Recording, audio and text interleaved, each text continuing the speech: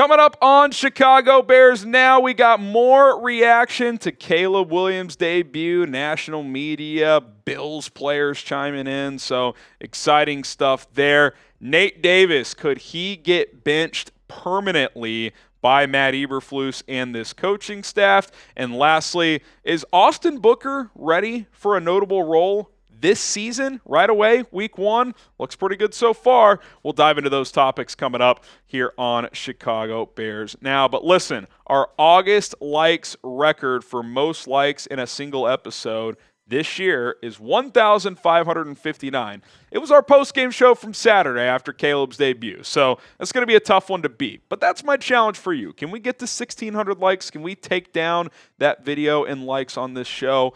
If you think we can, if you want to try to make that happen, hit that like button. All right, let's talk a little Caleb Williams as he impressed in his debut against the Buffalo Bills in preseason week 1. Certainly displayed plenty of talent, throwing the ball, running the ball, different type of throws, pre-snap stuff. We'll kind of dive into it a little bit more here, but I think something that I really enjoyed was that even Bills players were impressed with what he was able to do. That report coming via Albert Breer of Monday Morning Quarterback. He said, quote, "Couple of Bills guys I talked to were really impressed with what they were faced with in Caleb Williams. One went so far as to call him, quote, the real deal. In particular, his command in the huddle, pocket awareness, poise, accuracy, and instincts stood out to them." And I agree with all that. I think we saw all of those things. I mean, just a handful of things that impressed me, and certainly a few more things as well. This was my number one thing coming into this game. I wanted to have as little pre-snap issues as possible. I was more focused on the process and getting the play started than the results, right? Like, you got to get the play off the ground. That's number one to playing quarterback in the NFL. And not only were these plays getting started, he's making checks at the line of scrimmage. He checked out of a play to their second play. And for those who don't know, on almost every down, quarterbacks get 2 plays from their coaching staff. So if they don't like the look on the first play, they can check to the second one. He did that at least once that I noticed, which is impressive to see early on here. Played loose, played with confidence, which you saw in college. He wasn't timid. He was willing to fire some balls in there, so that was certainly nice to see. Poise in and outside of the pocket, certainly saw that on full display with the rifle to DJ on third down. Quick game to Komet that he dropped. Couple of bootleg throws on the run. The one to Komet downfield was impressive. And then post-snap recognition. Shout out to that I'm Bearing Down account on Bears Twitter. He does some film stuff. He kind of did Caleb voicing over with his post-game answer on the scramble he was explaining after the game against Buffalo. And you could just tell he is starting to understand what he's seeing after the play start. He kind of explained, I thought the right safety was going to sag down and DeMar Hamlin was going to kind of cheat over and play center field, and he thought he'd have a deep ball opportunity to roam, but they ended up playing too deep, and he saw that kind of the floodgates open, and he just took off and scrambled. So he's seeing things before the snap, after the snap. It's exciting. It's exciting. It's only preseason. I do want to make that caveat. It's just 2 preseason drives. I promised I wouldn't overreact, but it's a great start. He's certainly going to see more disguises and tougher looks once the real deal gets here, but I don't know how you come away from that anything other than impressed and optimistic, because the operation was clean. He threw the ball well. He made good decisions for the most part, and the results were there. So that's very, very exciting.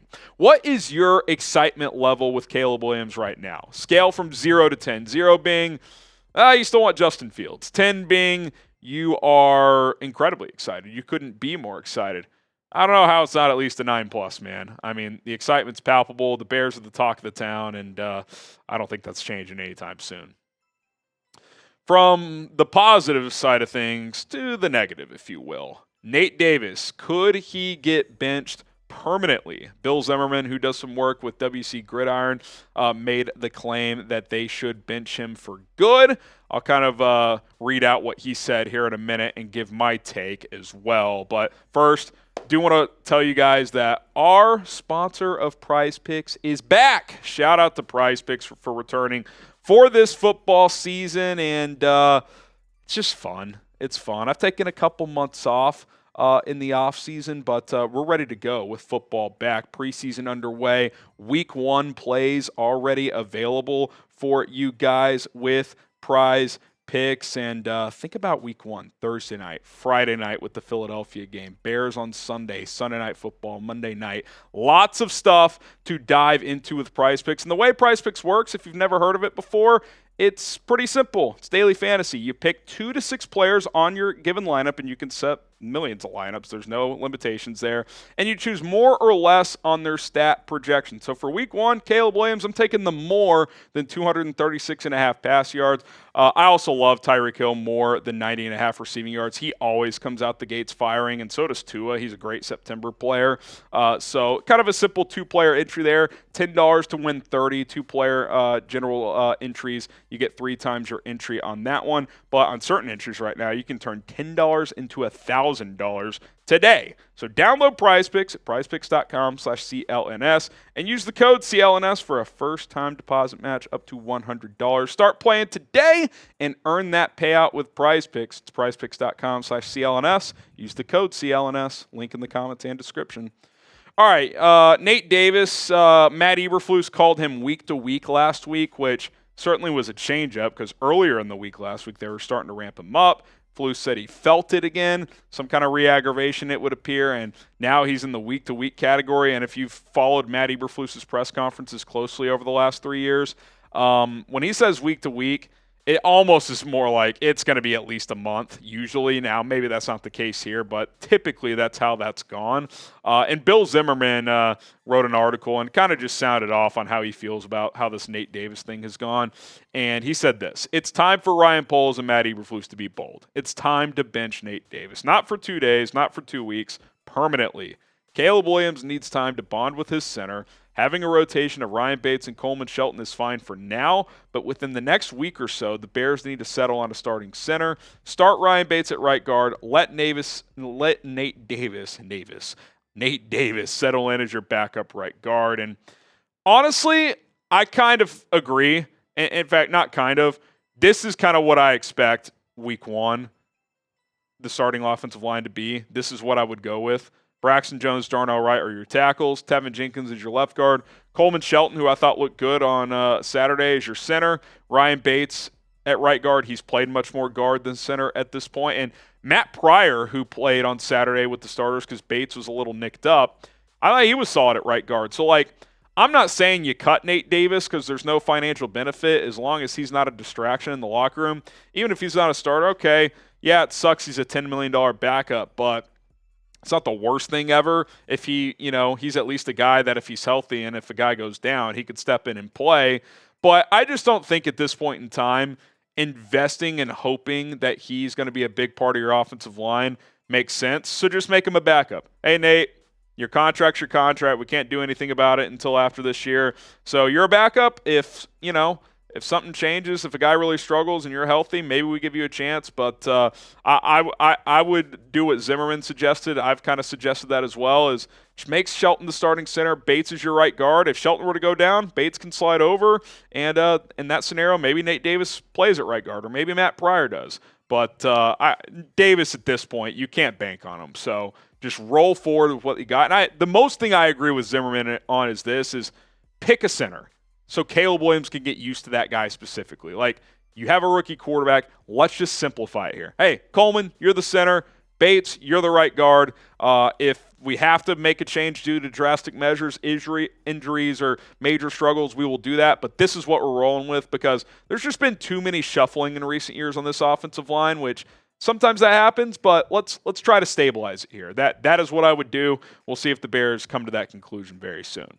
Subscribe here. We bring you authentic Bears takes, my analysis, reaction to the latest news and rumors as well. Game day coverage with watch parties, pre- and post-game shows. It's all available for you. Hit that subscribe button. Turn on notifications. We will continue to plug out content. All right, let's talk a little Austin Booker. Is he ready for prime time? He's put together 2 solid performances in the preseason. Hall of Fame game against the Texans, he was pretty good and was even better against Buffalo. I thought he was really good against the Bills. And, it's kind of come to the point where can he play a notable role as a rookie? I don't think notable means a starter necessarily, but can he be a guy you give real snaps to? And look, a few things stand out to me from what we've seen with Booker. Number one, he has a relentless motor. Relentless. Go watch his All-22. He is firing to the football. If it's a pass rush situation, he is doing everything he can to get to the quarterback. If it's a handoff, even on the opposite side of the field, he is trying to run that player down. Like, he plays with relentless effort, which you love. That's a Flus guy, by the way. Classic Flus guy. I've seen the power and length be on display. He's driving tackles into the backfield, mostly backups, but still, I mean, he's a guy that people view as someone who needs to add 10 to 15 pounds between now and next year, and he's already that powerful. That's impressive. And then defending the run is certainly a work in progress, and that's kind of where I get to this take. I think he's certainly shown enough where I think he can be a pass rush specialist for you as a rookie. Rotate in, coming on third downs, clear passing situations. But he's not ready to be a three-down player, I don't think. I think he's got a ways to go as a run stopper. And just being a fifth-round rookie who's still a little bit raw, he's not ready for 70% snap share. But can he play 30% of the snaps, 35%?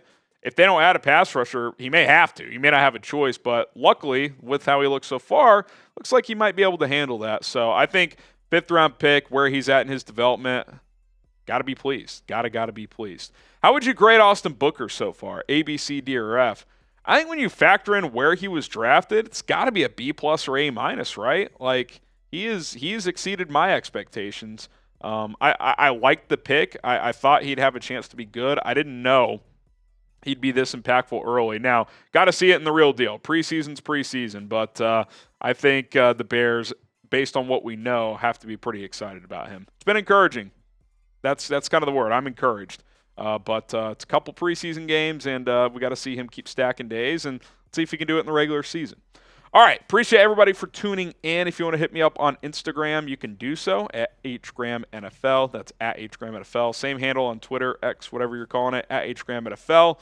And we can continue the conversation there as well.